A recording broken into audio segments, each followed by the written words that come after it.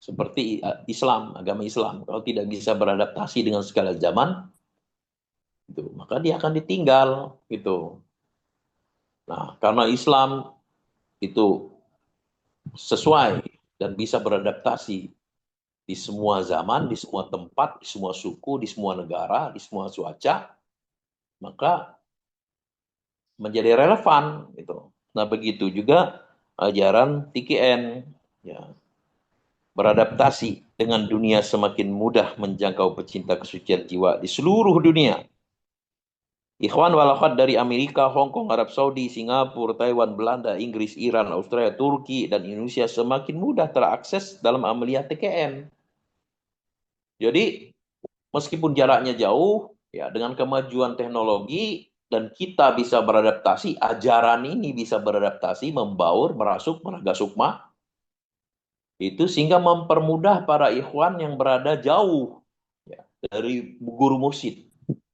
Ya. Mereka untuk menakiban misalkan di Damam tuh sendiri misalkan, ya menakib sendiri bisa ya. Tapi untuk menakib bersama dengan para pecinta kesucian jiwa, kalau secara offline ya susah. Sehingga mudah untuk dengan online ini mudah untuk mengamalkan amalan ini. Tuh, ya. Dari seluruh dunia para petugas menakib yang telah melaksanakan tugasnya dengan baik, para ikhwan wal akhwat di mana saja berada dalam menakib online internasional. Kalau kata Profesor Kiai Haji Hedi Sri Amsyah Putra, ini adalah mendunia dan kelas dunia. Masya Allah, Alhamdulillah, illadzi fadolana ala kathirin min ibadihil mu'minin. Juga pada malam hari ini hadir 72 titik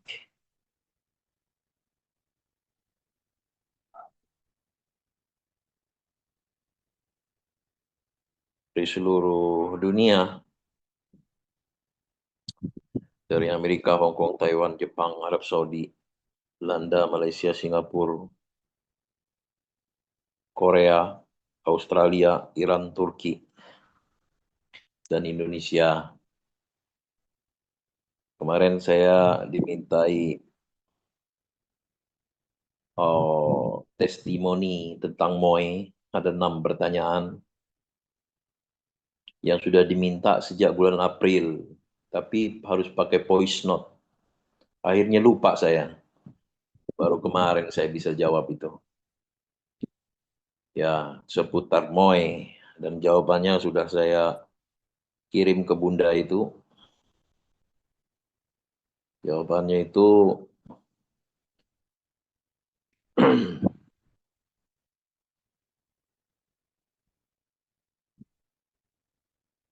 diantaranya apa yang mendasari atau apa yang melandasi adanya apa latar belakang dan alasan dilakukannya menakib secara daring. Tuh, yang satu. Yang pertama. Yang kedua, bagaimana proses transformasi dari menakib luring ke daring terjadi.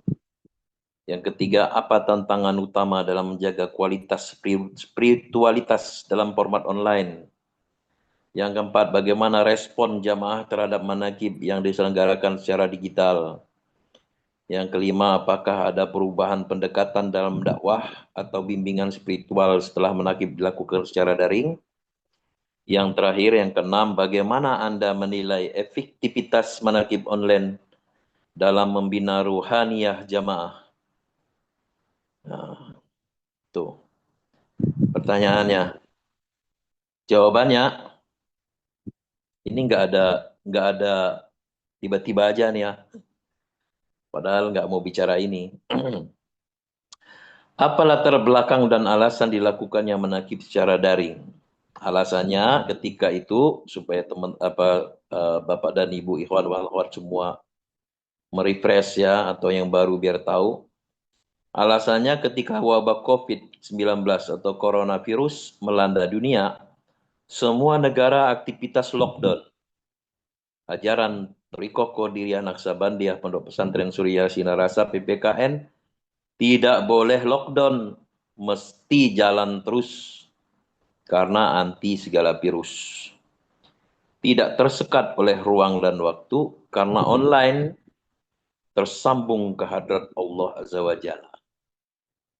Jadi pengusaha Abah itu selalu memaknai yang tersurat itu dimaknai secara tersirat. Kemarin saya dapat cerita dari Bunda, kemarin katanya tadi pagi Dokter Subhan cerita dulu di Sinarasa cuci piring, nggak habis-habis nyuci piring terus gitu ya. Mungkin dalam hati itu agak ngedumel gitu kan, mungkin. Tapi ketika disuruh uh, ngabisin makanan di piring Abah lalu bawa piring, Abah bilang cuci piring itu nyuci hati. Nah, jadi apa yang tersurat itulah yang tersirat. Nah, begitu juga Abah bilang ketemu dengan manusia yang tidak pernah tidur. Nah, maksudnya itu online. Jadi kalau online virtual melalui aplikasi Zoom, nah sebenarnya kita ini dididik online, selalu online. Online ke siapa? Ke hadrat Allah Azza wa Jalla. Yang kedua, bagaimana proses transformasi dari manakib luring ke daring terjadi? Ya, saya jawab, terjadi secara alamiah. Karena pembatasan aktivitas lockdown, maka manakib daring akhirnya jalan terus. Meskipun sudah nggak lockdown, karena sesuai dengan ajaran dan restu guru mursyid. Nah, saya kirim ini juga ke Bunda, tidak ada komen berarti setuju. Gitu. Karena yang tahu persis itu adalah Bunda Haya Sukmono. Untuk perjalanan awalnya seperti apa, beserta mungkin di sini bersama dengan Ustadz Nur Ramdan ya. Hmm. Jadi tidak akan jalan kalau tidak akan jalan terus sampai sekarang. Bahkan kata Profesor Hedi itu mendunia dan kelas dunia kalau tidak ada restu mursyid gitu. Kebanggaan menjadi kebanggaan kan. Torikohnya dari Gunung Sawal, dari pelosok ya, pelosok di atas gunung lagi bisa memancar ke 5 benua gitu. Apa enggak seneng tuh guru ya, Abah gitu. Senang sekali gitu. Itu namanya tuh membanggakan guru. Bukan murid membanggakan guru, murid dibanggakan oleh guru gitu. Alhamdulillahilladzi faddalana ala katsirin min ibadil mu'minin. Yaitu kita semua ya, yang istiqomah dengan moy. Yang ketiga, apa tantangan utama dalam menjaga kualitas spiritualitas dalam format online? Nah, jawabannya ini juga spontan-spontan aja karena begitu buka ternyata udah lama sekali ya. Dan di situ disebutkan saya nggak baca atasnya gitu. Ternyata itu ketika itu diminta ke saya itu Abah membuat penelitian gitu. Ya, ternyata Kiai Al-Amin lakukan penelitian beliau terhadap Moya. Tantangannya karena online tentu mesti menggunakan aplikasi. Sehingga perlu beradaptasi dengan aplikasi. Kemudian perlu biaya kuota internet. Mesti siap dimanapun, kapanpun, sedang apapun. Mesti tetap menjaga adab-adab dalam menakib sebagaimana menakib luring atau offline. Nah, jadi tantangan pertamanya itu adalah aplikasi yang tidak familiar dengan aplikasi Zoom. Wah, meskipun pengen itu buatan ngertos gitu. Nggak mau belajar, males. Ditambah lagi harus ada kuota. Wah, ngabisin kuota aja. Jadi tambah males. gitu. Tambah tidak tertarik untuk ikut online meskipun sudah dikasih tahu terus itu. Silakan masuk, ini linknya. Tapi untuk klik itu nggak bisa. Pertama, di handphonenya harus ada aplikasi Zoom, harus download dulu. Nah, itu tantangannya. Tantangan yang kedua itu adalah kuota. Mesti punya kuota, biaya di situ. Yang ketiga tantangannya mesti sama adabnya dengan manakib offline. Nah, ini tantangan juga nih. Apa iya sama kayak offline? Ada, mestinya sama ya. Kalau pernah saya dengar kayak Asgor Mardani itu menyampaikan, ya mesti sama adabnya. Harus ada wudhu, harus pakaiannya juga nutup aurat, harus pakai peci merah putih, ya. Harus sama adabnya. Karena online itu sama dengan offline. Itu. Tapi pernah juga saya dengar, kita menakib online enak, bisa sambil tiduran, ya, bisa sambil masak, gitu. Nah, ini tantangannya yang ketiga. Mesti dijaga adab-adabnya.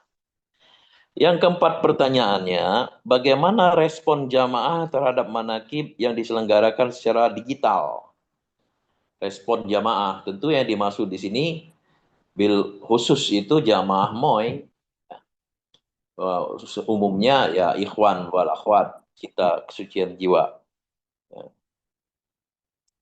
Yang selalu menggunakan kata-kata pecinta kesucian jiwa itu, ini teman saya nih, Dr. K. Subhan ya. Tuh. Jawabnya, respon jamaah sangat antusias. Khususnya yang sudah biasa istiqomah menakib online. Seperti siapa? Misalkan Haji Oting, ya, Kiai Mahya, Kiai Mustafa, tuh, Bu Eko, ya, yang sudah tidak pernah absen dan terdepan gitu ya. Coba aja masuk kita 5 menit sebelum mulai itu ada siapa di situ. Nah, itu. Nah, pasti antusias itu. Nah, respon jamaah sangat antusias, khususnya yang sudah biasa istiqomah manakib online. Bagi ikhwan wal akhwat yang domisili jauh atau sedikit ketersediaan waktu, maka manakib online menjadi solusi dalam amaliyah ajaran. Namun tidak semua ikhwan tertarik untuk ikut manakib online. Jadi responnya begitu. Khususnya ikhwan pecinta kesucian jiwa yang jaraknya dia jauh, misalkan di Hong Kong, ya, atau di Amerika, di Inggris, di Belanda, di Iran, ya, di Arab Saudi. Itu kan keterbatasan jarak, ikhwan-ikhwan itu. Manakib online internasional ini menjadi solusi. Mereka bisa manakiban terus, bahkan sehari itu bisa 3 kali, ya, manakibnya. Padahal di Damam, ya, di Arab Saudi, di Amerika, itu bisa menakiban. Itu responnya. Atau ketersediaan waktu, sedikit ketersediaan waktu. Misalkan deket sih jaraknya, tapi waktunya kerja melulu. Nah, misalkan. Nah, itu manakib online menjadi solusi. Itu saja. Yang kelima, apakah ada perubahan pendekatan dalam dakwah atau bimbingan spiritual setelah manakib dilakukan secara daring? Apakah ada perubahan pola dakwah? Jawabnya, perubahan pola dakwah semakin efektif karena sesuai dengan zaman kemajuan iptek dan TKN, Pondok Pesan TKN Surya Mahas Surya Sinarasa PPKN beradaptasi dengan zaman kemajuan iptek. Beradaptasi. Kalau ajaran ini tidak bisa beradaptasi, maka ajarannya tidak apa ya, akan hilang. Seperti Islam, agama Islam. Kalau tidak bisa beradaptasi dengan segala zaman, gitu. Maka dia akan ditinggal gitu. Nah, karena Islam itu sesuai dan bisa beradaptasi di semua zaman, di semua tempat, di semua suku, di semua negara, di semua cuaca, maka menjadi relevan gitu. Nah, begitu juga ajaran TKN ya, beradaptasi dengan dunia semakin mudah menjangkau pecinta kesucian jiwa di seluruh dunia. Ikhwan wal akhwat dari Amerika, Hong Kong, Arab Saudi, Singapura, Taiwan, Belanda, Inggris, Iran, Australia, Turki, dan Indonesia semakin mudah terakses dalam amaliyah TKN. Jadi, meskipun jaraknya jauh, ya dengan kemajuan teknologi dan kita bisa beradaptasi, ajaran ini bisa beradaptasi, membaur, merasuk, meraga sukma, itu sehingga mempermudah para ikhwan yang berada jauh ya, dari guru mursyid. Ya. Mereka untuk menakiban misalkan di Damam tuh sendiri misalkan, ya menakib sendiri bisa ya. Tapi untuk menakib bersama dengan para pecinta kesucian jiwa, kalau secara offline ya susah. Sehingga mudah untuk dengan online ini mudah untuk mengamalkan amalan ini. Tuh, ya. Dari seluruh dunia. Tuh. Jadi perubahan pola dakwahnya semakin efektif. Bisa menjangkau seluruh pelosok dunia. Efektif sekali.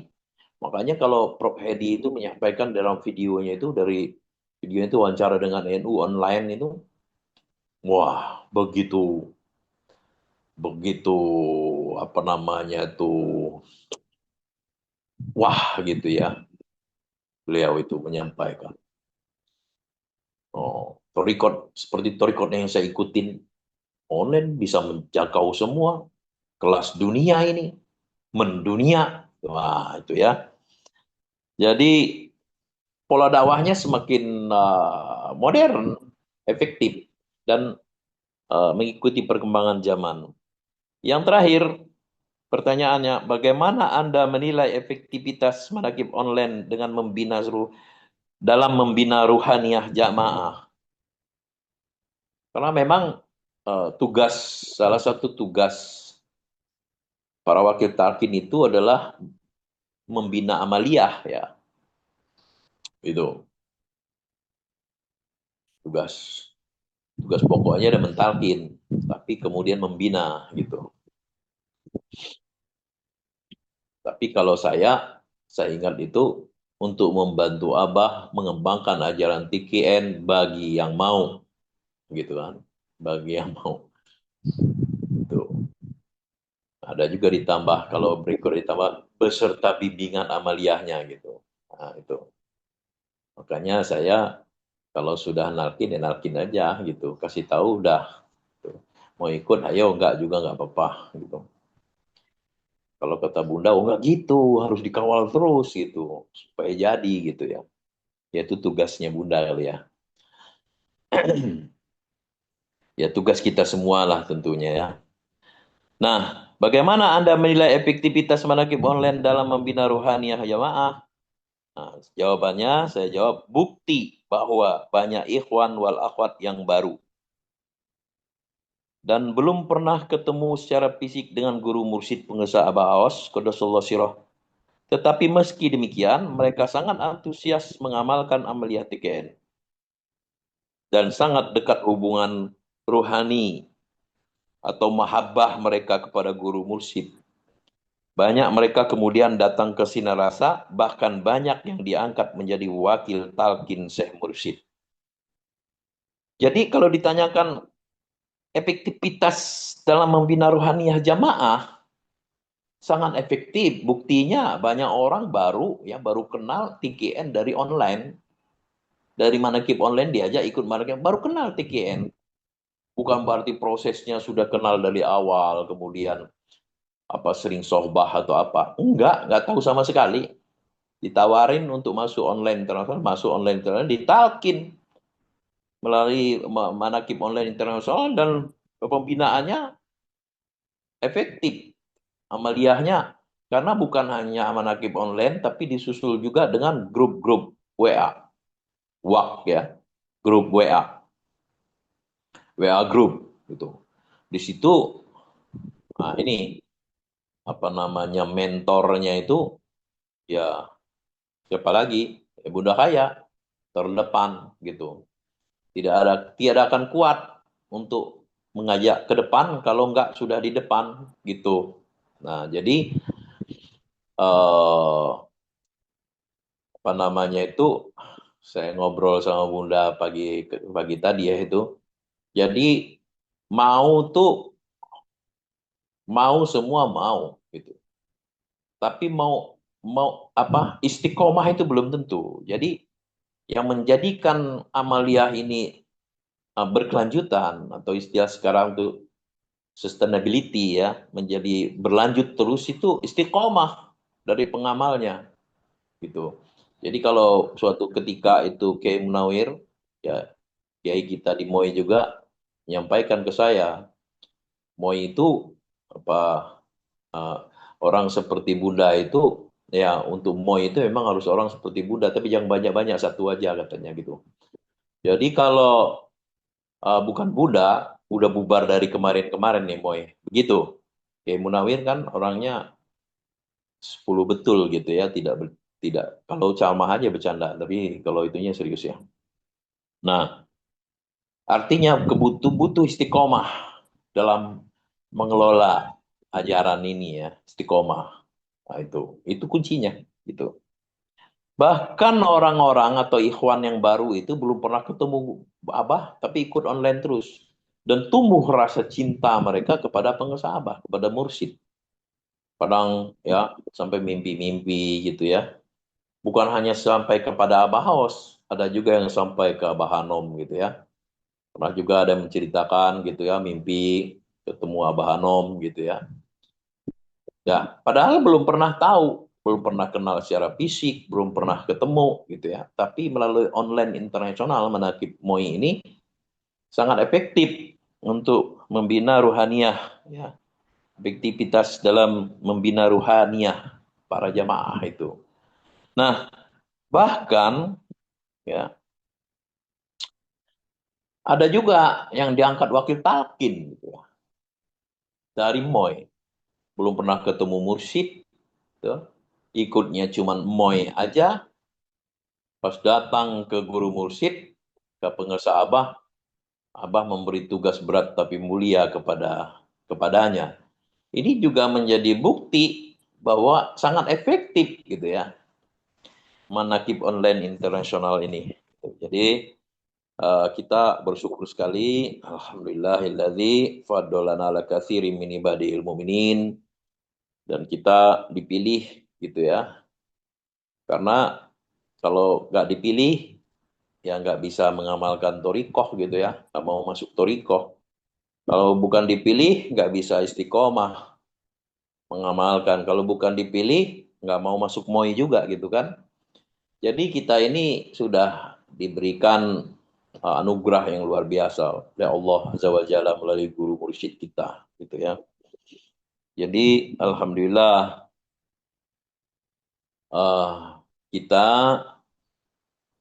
bisa istiqomah senantiasa mengamalkan, mengamankan, melestarikan ajaran Thariqah Qadiriyah Naqsabandiyah Ma'had Suryala Sinarasa PPKN, ya.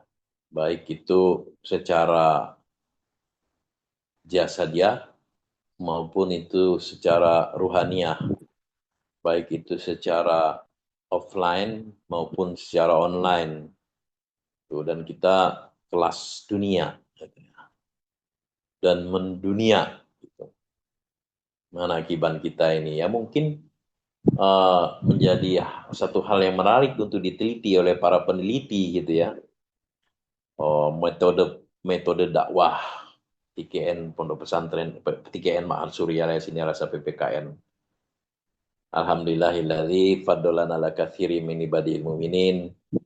Mudah-mudahan kita selalu diberikan kemampuan istiqomah ya. Senantiasa kita mengaminkan doa setelah menakib selesai itu ya. Doa dari dibacakan oleh Bunda itu bagus sekali itu. Senantiasa istiqomah dalam amaliyah tuh. Itu dihindarkan dari penyakit-penyakit, penyakit pikun dan lain-lain gitu ya. Kita aminkan gitu. Dan semoga Allah senantiasa mengijabah doa-doa kita dengan kemurahannya dan kekuasaannya. Allah kabulkan segala hajat kita. Allah jauhkan kita dari segala fitnah dunia maupun fitnah dajjal. Allah sehatkan selalu kita dan Allah tambah-tambah cintaan kita kepada guru mursyid kita sehingga kita dapat mengamalkan, mengamankan dan melestarikan ajaran Thariqah Qadiriyah Naksabandiyah Mahasuriya Sinar PKN. Di barokah karomah bawas al-Fatihah. Auzubillahi minasyaitonirrajim. Bismillahirrahmanirrahim. Alhamdulillahirabbil alamin arrahmanirrahim maliki yaumiddin. Iyyaka na'budu wa iyyaka nasta'in. Ihdinas siratal mustaqim. Siratal ladzina an'amta 'alaihim ghairil maghdubi 'alaihim waladdallin. Hadirin ikhwan wal akhwat rahimakumullah. Di tangan saya sudah ada kitab Fadailus Syuhur dan saya sebelum masuk tadi sudah ingin menyampaikan huruf nun itu bermakna cahaya. Sudah di tangan, tapi yang keluar dari mulut ini bukan itu, ya. Bukan pembahasan itu, tapi malah pembahasan tentang moy. Wallahu a'lam bishawab. Semoga ada manfaatnya. Wabillahi taufiq wal hidayah. Assalamualaikum warahmatullahi wabarakatuh.